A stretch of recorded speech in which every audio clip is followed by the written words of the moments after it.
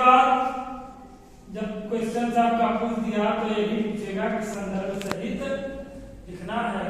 तो संदर्भ क्या होगा कि प्रस्तुत अवतरण हमारी पाठ्यपुस्तक संस्कृत दिग्दर्शिका में संकलित भोजस्य औदार्य नामक पाठ से लिया गया है। उसके बाद हमको अनुवाद करना है।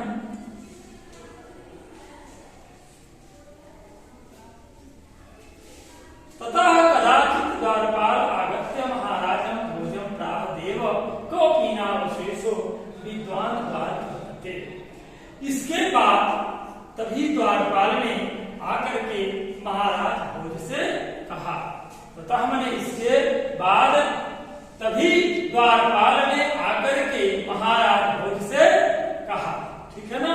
ततः मैंने इसके बाद कदाचित तभी द्वारपाल ने आकर के आगत्य मैंने आकर के महाराज भोजन ब्राह्मण ने कहा। महाराज भोज से कहा। क्या कहा?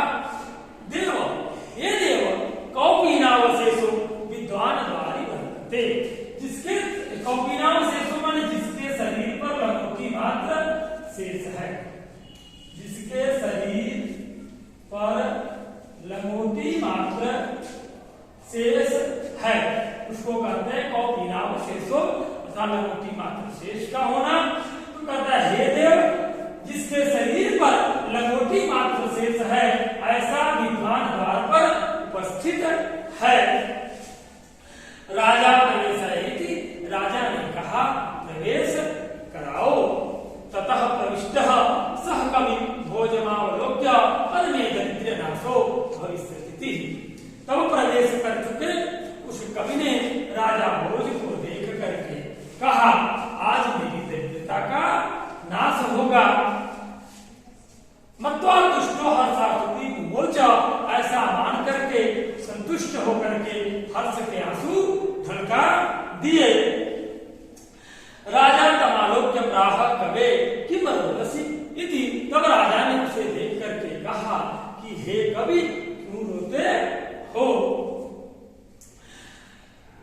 ततः कविराह तब कवि ने कहा राजन अकर्ण्य मद स्थिति।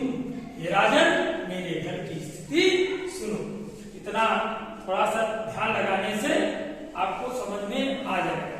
थोड़ा प्रयास करना है हमको खास करके मीनिंग का कि माने जो होता है वो हमको याद रहे। जैसे तथा मैंने इससे कदाचित मैंने बाद आगत्य मैंने आकर के महाराज भोजन प्राह मैंने कहा कौपीनावशेषो मैंने जिसके शरीर पर लंगोटी मात्र शेष है द्वार मैंने द्वार पर वर्तते इति अर्थात उपस्थित है। प्रवेश मैंने प्रवेश कराओ। ब्राह्मण ने कहा प्रविष्ट मैंने प्रवेश कर चुके।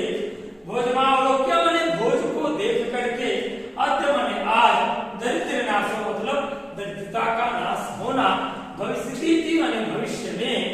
मत्तो मैंने मानकर तुष्टो मैंने संतुष्ट होकर के हर्षासुरी हर्ष के आंसू। हर्षासुरी अर्थात हर्ष के आंसू मोच मैंने ढलका दिए अर्थात हर्ष से रोने लगा। राजा तमालोक्य मैंने देख करके ठीक है ना। प्राह कहा कवे अर्थात हे कवि किम क्यों रोदिसी अर्थात रोते हो। तथा कविराह तब कविराज ने कहा।